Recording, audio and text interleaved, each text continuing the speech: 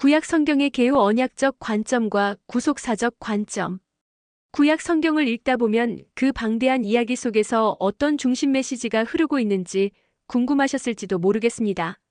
처음 성경을 펼칠 때 태초에 하나님이 천지를 창조하시니라 창세기 1장 1절이라는 말씀에서부터 시작합니다. 이어 우리를 이끌어가는 이야기와 하나님과 인간 사이의 복잡하면서도 깊은 관계가 드러납니다. 그런데 이 모든 이야기를 하나의 큰 맥락으로 이해하는 방법이 있습니다. 바로 언약적 관점과 구속사적 관점으로 바라보는 것이지요. 이 관점에서 구약 성경은 단순히 오래된 역사 기록이나 도덕적 교훈에 그치는 것이 아님을 알게 됩니다.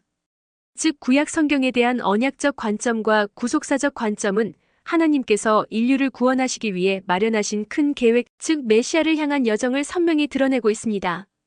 구약 성경의 줄거리를 간략히 요약하자면 아담과 하와를 통해 시작된 하나님의 창조와 인간의 타락, 그리고 그 가운데에서도 하나님께서 인간과 언약을 맺으시는 과정이 반복됩니다. 노아에게는 홍수를 통해 구원의 약속을 언약하시고 아브라함에게는 그의 후손을 통해 열방을 축복하시겠다는 언약을 맺으십니다.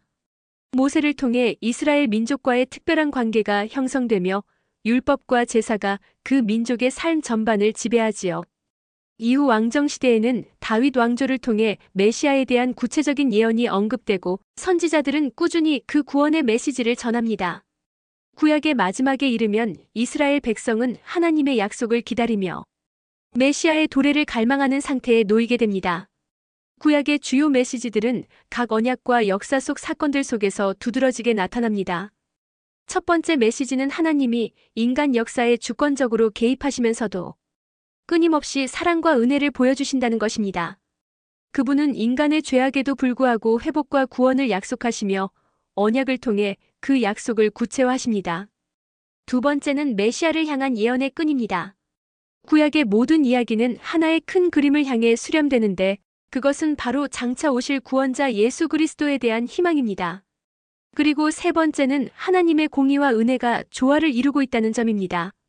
타락한 이스라엘을 심판하시지만 그들을 회복시키려는 하나님의 구속사적 계획이 구약 전반에 깔려 있습니다. 이 모든 것은 현대를 살아가는 우리에게도 상당히 중요한 시사점을 줍니다. 구약 성경은 과거의 옛 이야기가 아니라 현재를 살아가는 우리에게도 동일하게 적용되는 하나님의 약속과 진리를 담고 있습니다. 특히 현대 사회의 혼란 속에서 구약에서 보여주는 하나님의 변함없는 성품과 신실한 약속은 오늘날의 그리스도인들에게 큰 위로와 희망이 됩니다. 또한 인간의 연약함과 하나님의 은혜가 대비되는 구약의 메시지는 우리가 얼마나 하나님의 은혜가 필요한 존재인지를 깨닫게 해줍니다. 언약적이고 구속사적인 관점에서 구약 성경을 읽은 사람들은 대개 구약 성경이 단순히 어려운 율법이나 복잡한 역사서로만 느껴졌던 것이 아니라 하나의 유기적인 이야기로 다가왔다고 이야기하곤 합니다. 그들은 인간의 연약함 속에서도 빛나는 하나님의 구속 계획을 발견하게 되었다고 말합니다. 하나님의 언약이 그저 옛날 이야기나 종교적인 조항이 아니라 우리의 삶과 연결된 깊은 의미를 지니고 있음을 깨닫게 된 것이지요.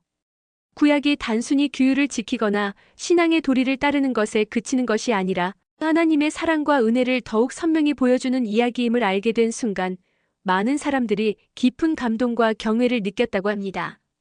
그렇다면 여러분은 구약 성경을 어떤 시각으로 바라보고 계신가요? 혹시 이 글을 읽으면서 새롭게 깨달은 점이나 마음에 와닿은 메시지가 있었다면 공유해주세요.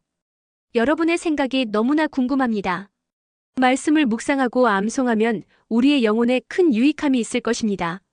내가 내 언약을 나와 너와 내 대대의 후손 사이에 세워서 영원한 언약을 삼고 너와 내 후손의 하나님이 되리라. 창세기 17장 7절.